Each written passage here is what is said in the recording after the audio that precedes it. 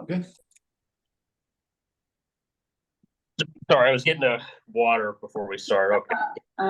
Good idea. All right. Sorry again for having to zoom in from North Hollywood. I'm doing it on my phone, so hopefully my face is better than it was yesterday on the building and plant. Yeah, we can actually see it this time. Well, good. Okay, we'll go ahead and call the monthly finance committee meeting to order at 1 o'clock. Hold on just a second. I apologize. I'm a little delayed today. Pull up the agenda real quick. Okay. Are there any changes to the agenda today? John, I didn't see there would be any changes, I'd so say there, yeah, looks good to me. Okay. Agenda is approved as distributed. Has everybody had a chance to look at the minutes of last month's finance meeting? yes. I did. I don't know about. Yeah, I did, but I can't approve them since I wasn't there. So. Yeah, and I didn't see anything that needed to be changed, so I make a motion, we submit them as approved. Okay. So good, we'll put those on consent for the board meeting.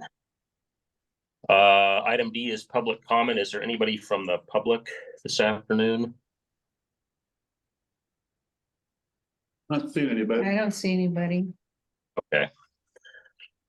All right. Well, then we'll move right on to the monthly financial statements for the month of August. We'll start with Mr. Recupero. Thank you, John.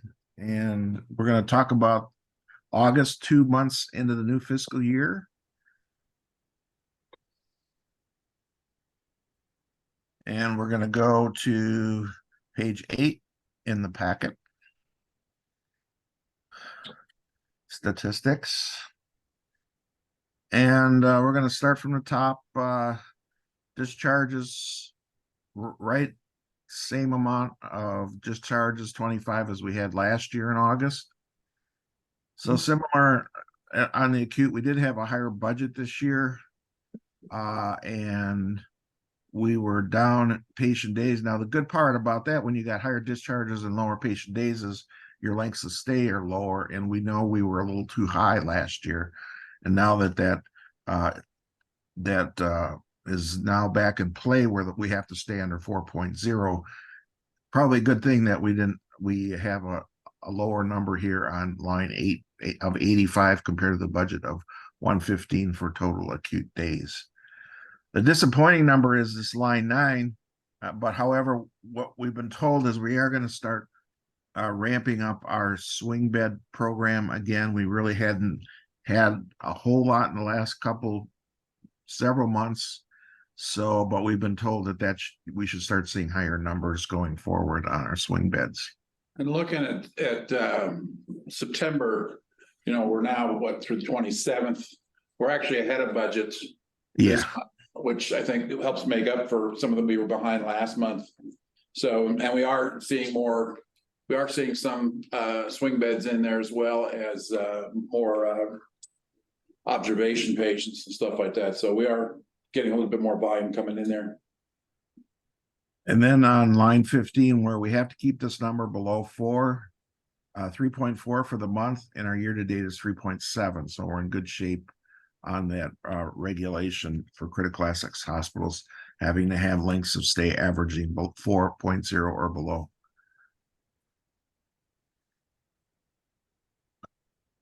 Unfortunately, the same trend is still there on line 28, average census in the long-term unit, 39.7. So we're still haven't made much progress there, and I'm going to wait till now that Tim is back. I'm going to wait for him to give us an update when he has enough time to really have reviewed all our options. We're certainly spending a lot of time looking at different options on how to make improvements, and but I'm not going to make any points on. We did have another mission the other day. We've got another one coming in tomorrow. We've got 3 coming in next week. He told me today, which will get us back up over 41. And then she's got several others in the pipeline that we're gonna be looking at for the next week or two. Trying to get them converted. So we are starting to see some referrals come through that are good for us. So just trying to work through with the families and so forth to make sure we get the the either share of cost issues resolved or, get them qualified under one of the two managed care plans. So, but they're working on it pretty hard. I meet weekly with Sally to go over all of the contacts that she has to understand what their issues are specifically for why we can't get them in now, or if there's something that maybe we're not looking at them for because of behavioral issues. I kind of press them because again, maybe they haven't got the right meds put in place yet. So we have others that have behavioral issues, but once we had them in with our consultant for the psychiatrist, he's getting them on the right meds and now they're behaving fine. Yeah, managing them is a big deal. Yes. And so she's not holding back on those now. So we're beginning to open that up. Okay. So we should start seeing some benefits. that's really I've good. stressed on her, again, that we really want to see this at least, in the short term back up in the 50s. Ultimately we want to get it all the way back, where it used to be. But we've got the staff now, so it's not a staff issue. Yeah. It's just getting them qualified. I wonder how many there are that when we weren't able to take any due to COVID or whatever, do we ever contact the other facilities? Okay. We do. We actually go back, even some of the families who Yeah. wanted to get patients in, but we couldn't at that time. Yeah, She's going back and reaching out to them. that's good. So, yeah, we don't want to leave any of those on, that, especially where they want them here. We have one right now that was supposed to be coming to us. They got into it because of a health issue, got into a skilled nursing facility down in Bakersfield. The family's trying to get her moved up here. So that's one that we're looking at for next week, and they That's believe they good. will. So, Tim, Go ahead. just real quick, I'm sorry. Yeah, the consultants that are there looking at the skilled nursing, have they had any input on, what their are on some of the options that we've talked about before about, possibly, converting a part of the SNF to doing like behavioral health or like psych kind of care? I know that's a whole different thing and getting the staff for that, but have they had any input on that at all? Or we are looking at that. I had a meeting Friday with the CEO down at Good Sam. They have a huge behavioral health corporation down there. It's actually 3 corporations under one. It's not just the hospital. They have a whole psychiatric division, Right. and they have another medical service division as well. And so they're willing to work with us. As a matter of fact, they even suggested if you have beds in your SNF, we may be able to take SNF on one side and do some kind of a recovery type thing on the other side to use up those beds to fill them up, because there's plenty of need for those. Very, So she's going to talk to me next week to figure out how we might be able to do that. She's going to bring her team up here to take a look and see what they can help us with. She's great at writing grants, and she said there's a ton of grant money for this stuff. She said she applied for one that was behavioral aid, and it was only her and one other facility that applied for the money, and they got $10 million. And so they just said the money is there. You just got to write it and ask for it. right now. So she's pretty well connected. And does some of those grants, I wonder if it goes towards education also for staff? I would Yeah, think. yes, Yeah. absolutely. Yeah, there's certainly a need for it, for sure. Yes, we looked at it before, but we looked at it from the perspective of as an acute geropsych type facility. And that's the issue we ran into, because you cannot run, our utilities all run from the acute hospital through SNF all the way around. And if we were looking at that last unit, wing 3, I think it was, for the acute unit. So you couldn't have, and that would have to be a level 1 building. So you can't go from a level 1 to a level 2 into a level 1 again. That would mean we would have had to route all of our utilities around, come in from the other side, which at the time we didn't have the funds to do that. So, but there may be other classifications now that we can do that won't require that. They'll still be level 2 or less, and then we can do it.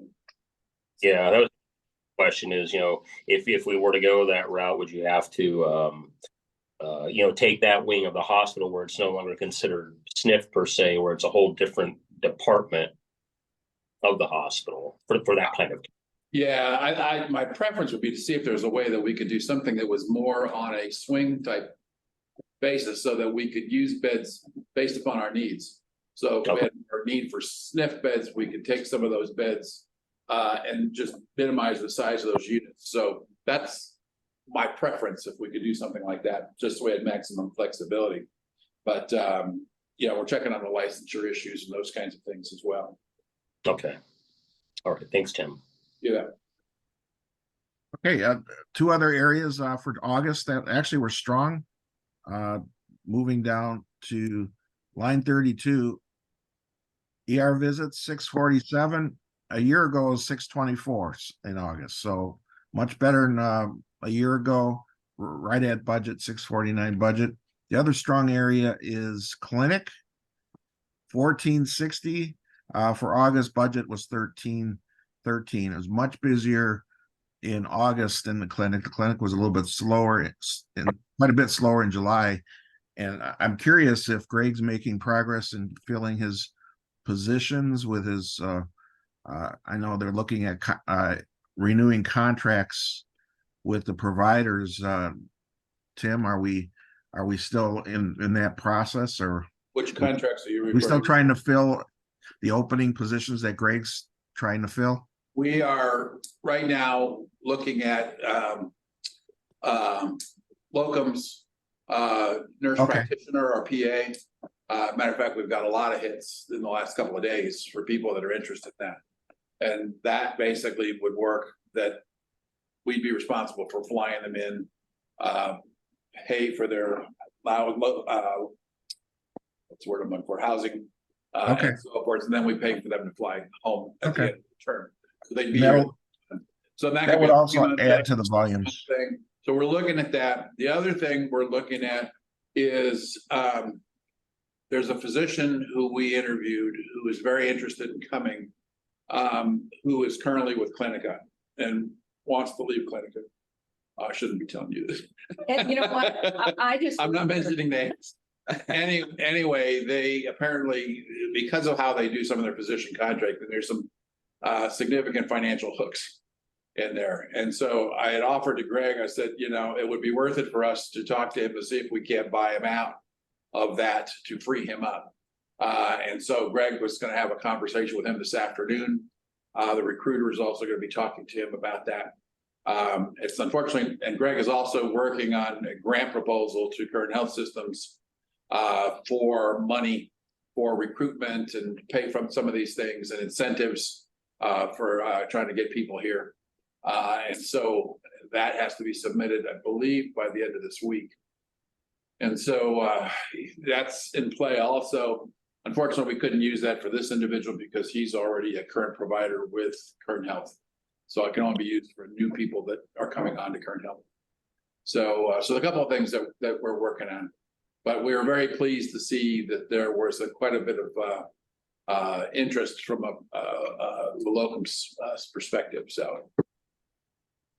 Well, there seems to be the demand there that our clinic visits are looking like they're increasing even without the complete staff. So that should even help make it even better. Yes. Yeah, there's obviously demand in the county or in the community. Clinic is doing, I guess they're doing pretty well. Again, we're obviously seeing an uptick in some of our patient volumes and so forth. I'm hearing from Dr. Gross's clinic that, they're seeing some new patients coming into the area as well. So, I mean, we're still growing. So, it's good. We've just got to make sure we've got the providers in place to, handle their needs quickly instead of, you don't want to wait a month before you can see the doctor. Mm-hmm. Right. So I moved on to page 10, and before I do that, any questions on the statistics? I don't have any questions. Okay. You can see on the financial strength index, we leveled off, like I had mentioned a couple months earlier. Whoops. I just hit a button. Just one quick question. You might want to go back. I didn't catch this before when I looked at it, but On line 42, you're reflecting a budget for retail Yeah, pharmacy. we're working on that statistic. The retail pharmacy statistic it's a work in progress. It's gonna be changing again. We're trying to figure out how to show the actual in budget similar to the way revenues are going, and we're still not quite there yet. And Should just be straight numbers, whatever that is. It shouldn't be yeah, that. so we plan, I apologize, we should get that fixed by next month. Yeah, just like I said, just happened to notice that. Yeah, just kind of ignore that. We have had that situation in a different way last year, where as soon as we changed the process on how we build it, it was under budget every month after that. So we're trying to fix it, but the fix didn't work for this first month, and we'll get it fixed for next. Well, that's what Medi-Cal took over. That's basically, so they wanted everything done on 90-day scripts instead of 30 days. So you ended up with one script for what used to be 3 before. So it did cut our volume. The good news with Pills is the same. So it cut the volume, but it actually increased the charge revenues. So financially, we're doing actually a little better than budget on retail pharmacy. So on the we have a leveling off on the adjusted financial strength index down to 3.08, but still in the excellent category. We are showing a real low number here in the net income projected, but that's before we factor in the recent news we received that hasn't been put on our bottom line yet. Well, some of it has, but over half of it hasn't, related to the increase that we're going to be seeing by the year end on IGTs going up anywhere from 1.6 million to 3 million higher than budget. So that should push this projected number closer to like 2 million. What we did last year is what I'm still thinking we're going to finish the year. So even though we're off to a slow start, we haven't accrued a lot of the gains that we know will be coming on the IGTs.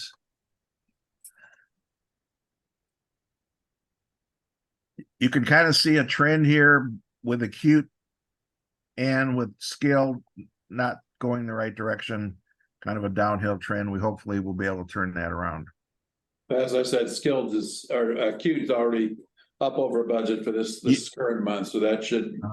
Yeah, it's starting to come back. Yeah. We're going to talk about it later. We showed a loss for the month, mostly due to the ERC bonus payments. But you can see this in relative terms. We've had 3 or 4 months like that in prior years, but then we bounce back. Typically, our best profit months are in the April, May, June timeframes when the IGTs come in. So there's nothing surprising about the way we started out here, in most part due to the timing of IGTs. I do want to talk a little bit about cash flow, and it's mostly positive that we are showing this report that by the end of the 4th quarter of this new fiscal year, we are now projecting a higher ending balance than what we have in the budget for year end. And that's mostly due to the slowdown in construction, because we're going to wait till the FEMA grant comes through to start. So there's probably not going to be quite as much capital spending in construction costs as what we had in the budget. The other thing that helps us, that's a much higher number, is this IGT line, which is, like I was saying, about 1.6 million higher than what we had in the budget, when you add up all the numbers combined in all 4 quarters compared to the budget. So the point I'm trying to make is that should cause us not to have our cash balances drop too much by the end of the year, be pretty close to where we finished last year. So we'll continue to see a real strong balance sheet even through the end of June. Now, keep in mind, one of the financial things that will happen if this FEMA grant comes through, part of that grant ensures us of a reimbursement of prior expenditures of 1.3 million that has already occurred even before this fiscal year. That all has to go to the bottom line. That's 1.3 million. That none of that's been factored in on any of these numbers yet. So we have to wait for sure to see that we're going to get the FEMA grant.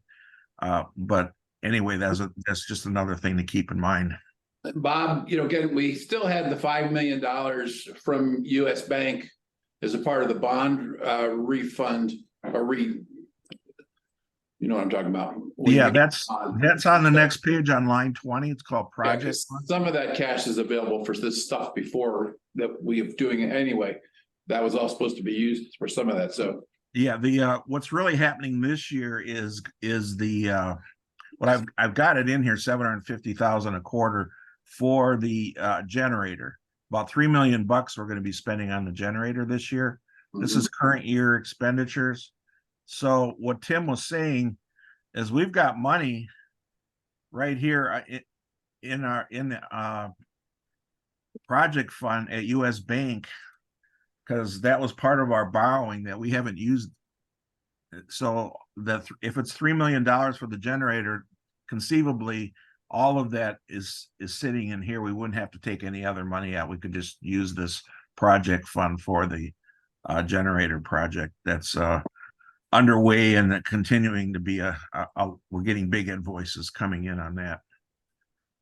And I can show you another example where the invoices are. There's a line item on line 26, construction in progress. At the end of last year, you go to the far right column, you see we finished with 2,534,000. Now it's up 600,000. So the first 2 months of the new fiscal year, we spent 600,000 on construction. Most of that, again, is the emergency generator that we've paid some big bills already to JTS and other vendors related to that project. So that's where you see how those numbers are changing with some larger expenditures, even though we're delaying the rest of the seismic project until FEMA gets approved. We are moving forward on that one piece. Any questions before I move on to the next page? No. Yeah, I don't really have any questions. I just have a statement, just like we have so much going out and not as much coming in. and It's typically just this is kinda- the time of the year we find that. I think we got spoiled when we were getting all that COVID money, that our balances were always going up. And now our hope is just that we can maintain what we've already have and not have it go down too quickly. And that's what we're seeing with our projections based on the new good news with what's going to be forthcoming in the next spring when we get these big IGT payments in, that we're going to finish the year a lot closer to where we ended last year. Only a slight decline. The budget was like a 10 million decline, and that's not going to be the case.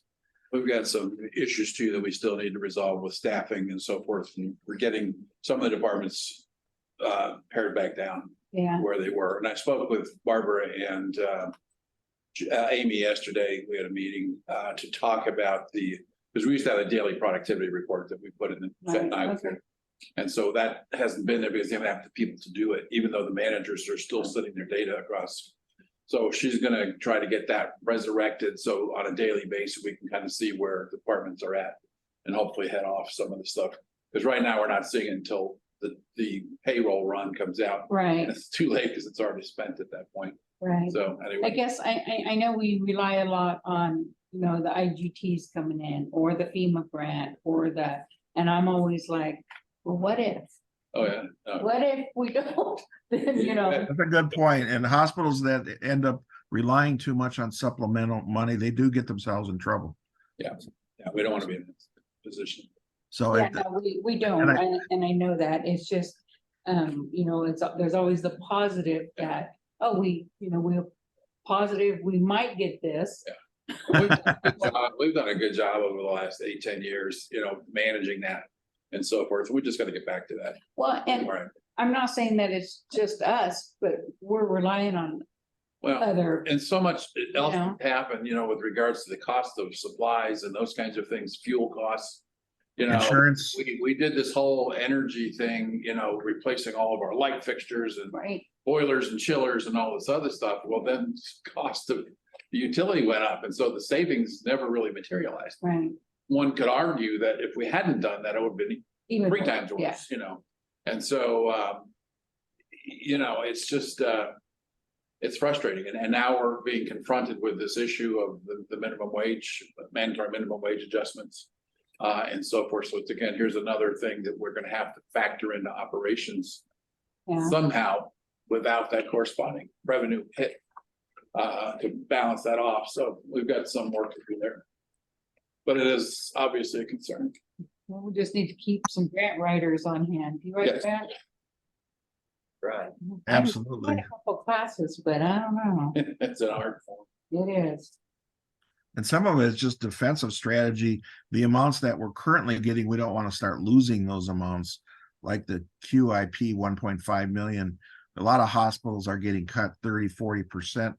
That those numbers are going down $500,000 or something. We are happy just to keep our full allotment 1.5 million every year, and it takes a lot of work to do that just to stay above water on some of these supplemental programs. Greg's got a good team working on that. Yeah, he does, and it's really been a good result so far that we've been able to hold our own. Line one here, we haven't fixed the accounts payable at least through the end of August. I believe we're making good progress in September. We should start seeing that number come down. It is higher than we want it to be by about $1 million. So we're going to be getting these bills paid faster and making sure we have enough money in the bank to do that by moving money around and getting situated so that it's easy to get these invoices paid that are large. Moving on to the profit loss statement, page 14. So I did something unique. I put this box in here because it really was a significant number for the month on expenses. The wages and benefits for our bonus, 845,000. So that's a big part of the negative variance of that you see on line 28 of 1,083,000. There's still a couple $100,000 above that needs to be discussed. We had an understated amount in our July statements for insurance. So some of this was catch up on 117,000 on line 22 compared to the budget of 64,000 on insurance expense. Although insurance is going to be higher this year, at the end of the fiscal year, we got some bad news on our property and casualty being much higher.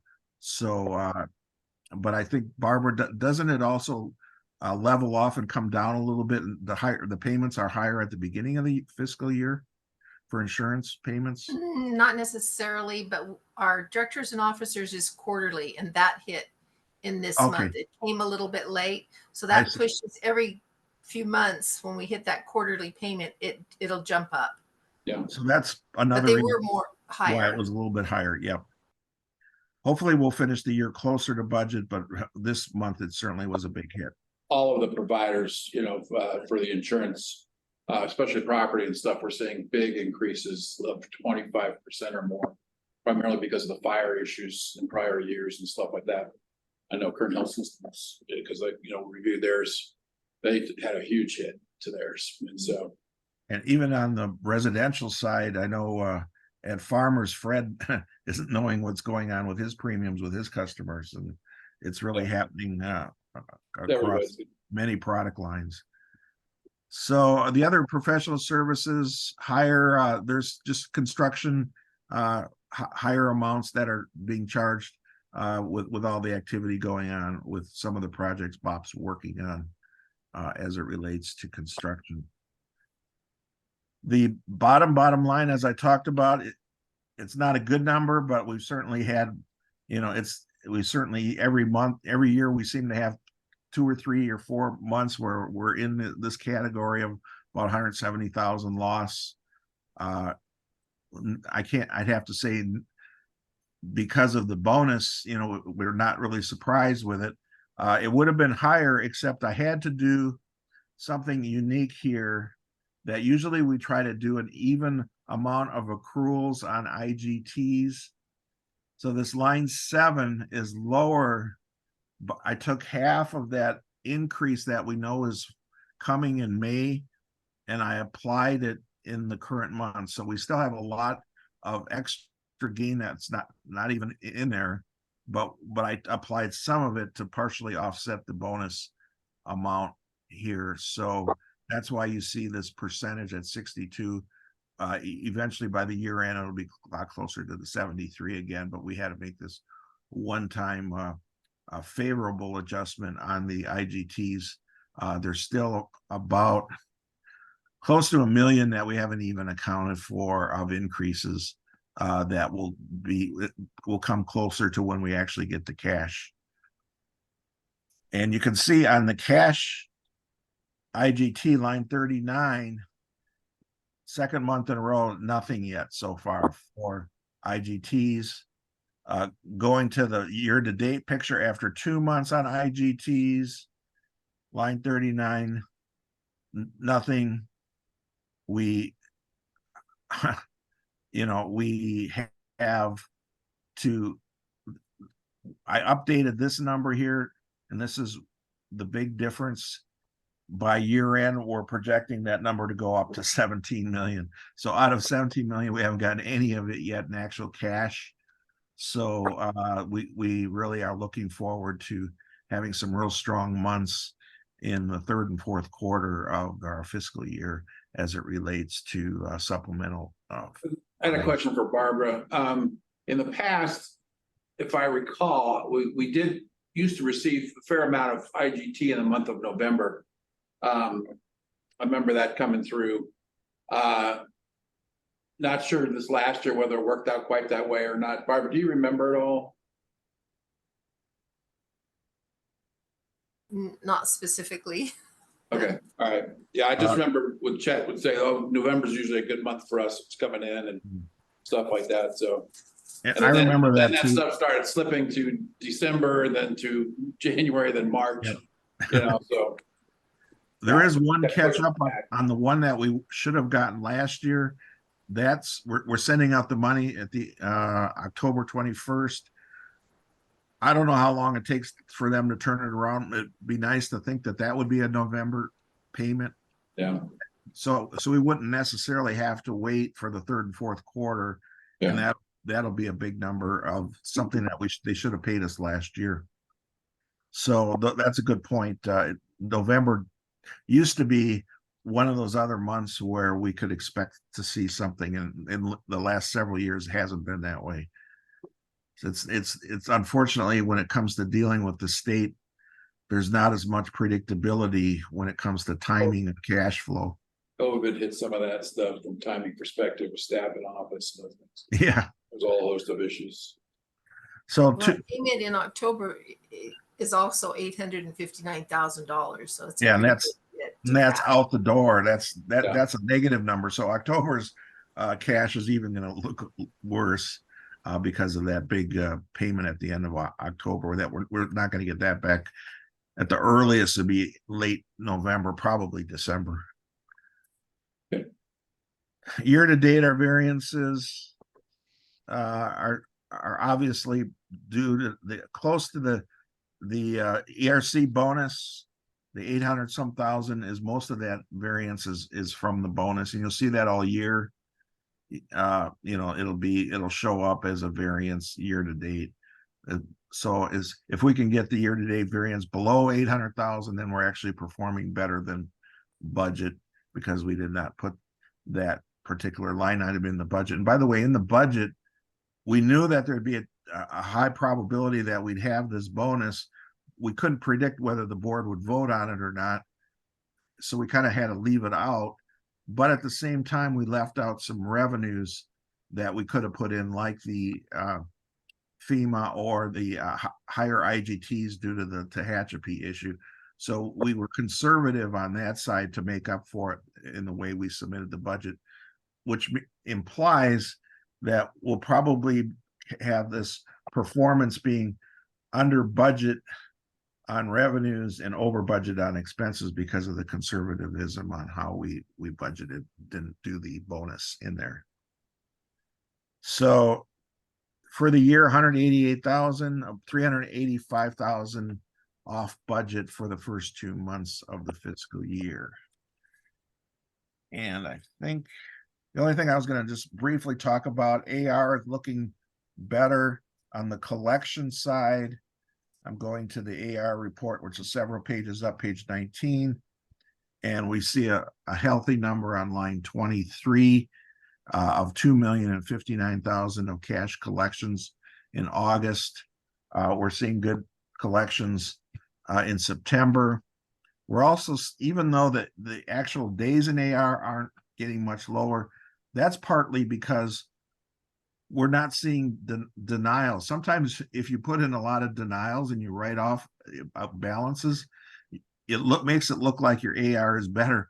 But the good news here is very little or no items anymore on the denial front. So that's a more important statistic that I'm looking at right now, that we eventually will get paid on everything that we're billing out, because we're really not seeing, we're seeing that we're sending out bills that are clean and getting paid. Now it's not getting paid as quickly as we'd like, and we're working on that, but we're not in a situation where we think we have a lot of future denials that we're facing like we did before. Well, and a good example, Dave, is what we learned this last week at Revenue Cycle with regards to what was happening with HealthNet and the fact that they're holding their payments back to 90 to 120 days. When I believe Current Health and even Anthem was paying like within 30 days or something like that, much faster. Yep. So with HealthNet leaving and Anthem coming in to take over the managed care piece for Kern County, this is the second plan, that may help us financially in terms of getting that cash. So this is one of the things that was holding our cash. That's a great example. And that's a real good example on, because they're exiting the market, so they're not in a rush to process payments to us. Because when they leave, fine, then another company comes in, they got to deal with it. So they've not been very helpful to us from that perspective. The good news is we're going to turn them into the insurance commission if we have to, and we will eventually get paid on these accounts because we've got good documentation that we did nothing wrong on our end. Yeah. So that's my financial report for August. Okay, thank you, Dave. Are there any other questions for Dave? I don't have any, John. No, none here. All right.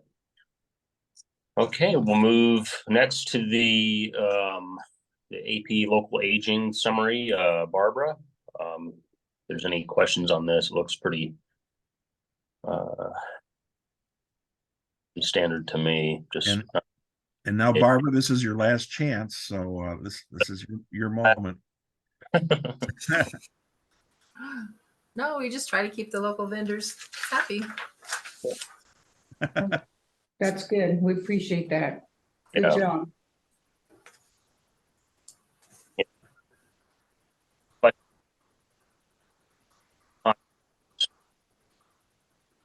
You're cutting out, John. I'm sorry. That's okay. Were there any questions for contract review for this month? These look good. We will most likely be seeing one of these drop off, and that's going to be for Travis Johnson. Travis has alerted us that he is going to be retiring and moving to Colorado. So he is working with some of the other CRNAs in Bakersfield to see if we can find someone to replace him. So when is his last day? I believe it's within 30 days. Okay.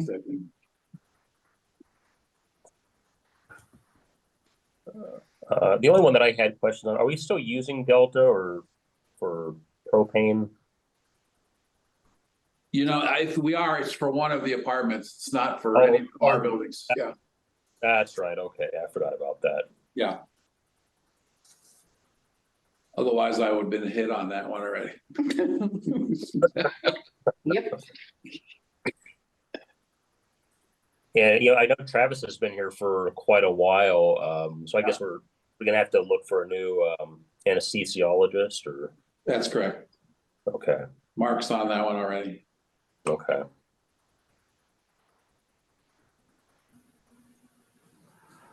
Rest of them look good to me. Okay. All right. You have any questions, Catherine? I do not, John, thank you. Okay, we'll recommend these to the consent for the board meeting. Okay, the next one is a CER request, and this is for IV pumps. yeah. Yeah, our IV pumps are basically end of life. We need to replace those.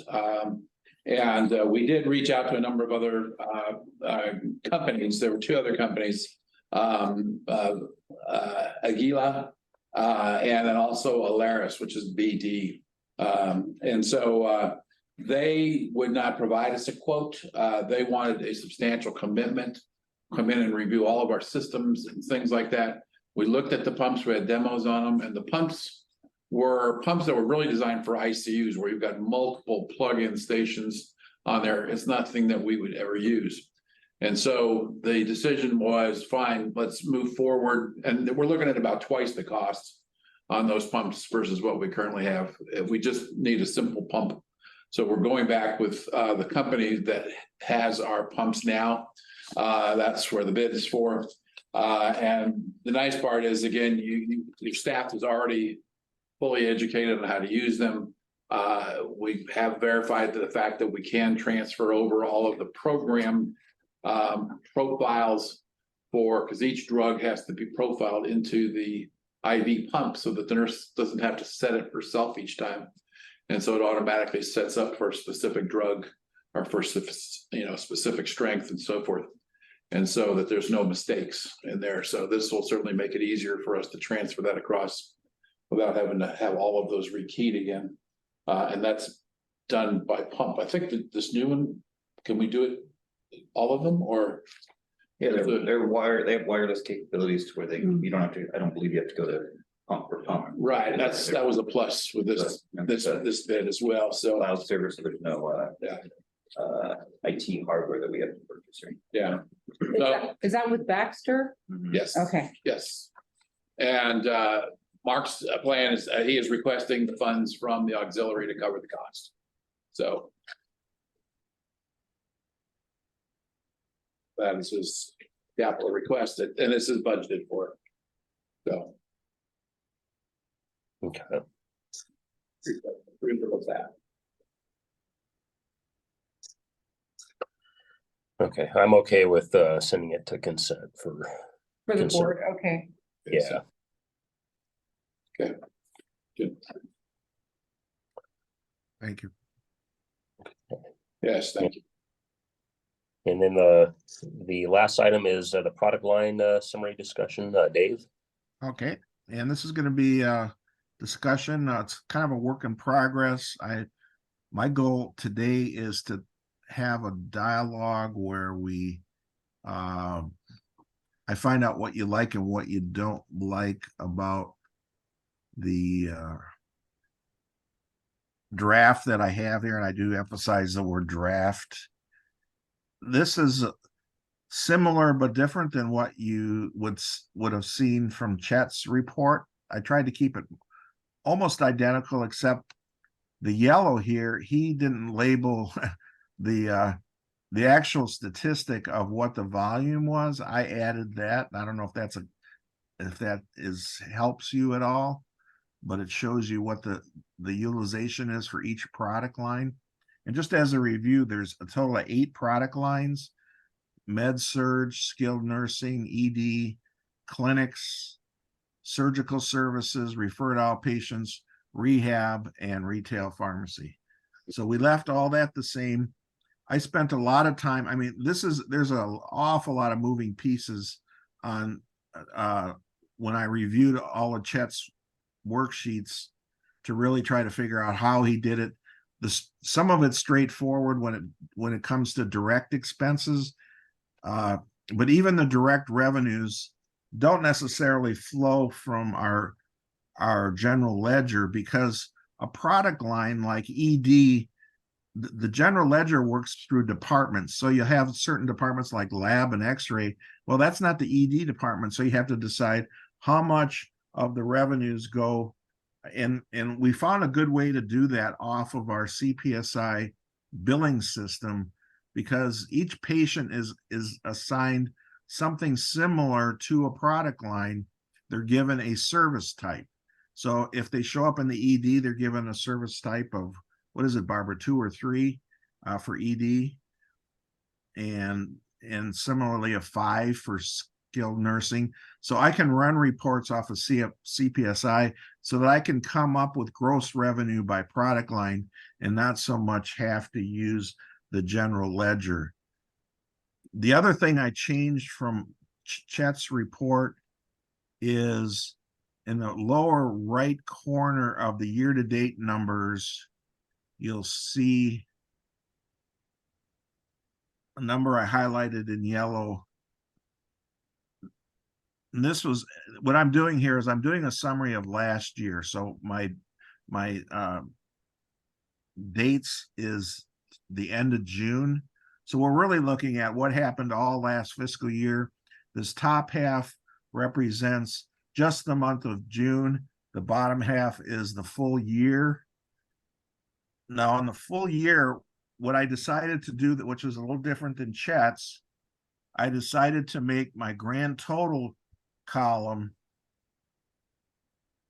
which is labeled up here totals, be in net profit, be exactly what's reported in the finance committee on net income.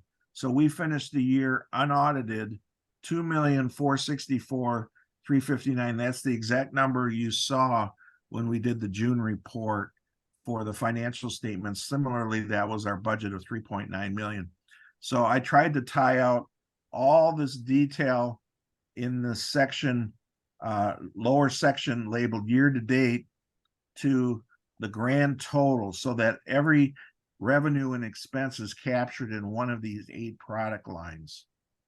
So that's a little bit of a deviation. Part of the reason I did it that way, I wasn't sure exactly which ones Chet left off. I couldn't quite figure it out. So I decided to try to put all of them in so that we had a full picture of every revenue and expense that got treated and put into a product line, totaling the same grand total as what we show for our financial statements.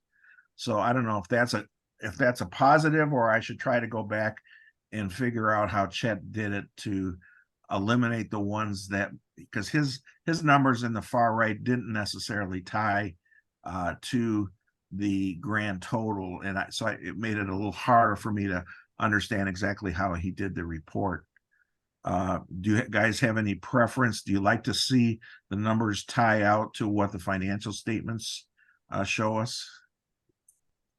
Yeah, I want to, like I said, I know I was looking at it before the meeting, and I think I, emailed you on that. I wanted to kind of sit down and go with you and go through your logic behind this and stuff like that.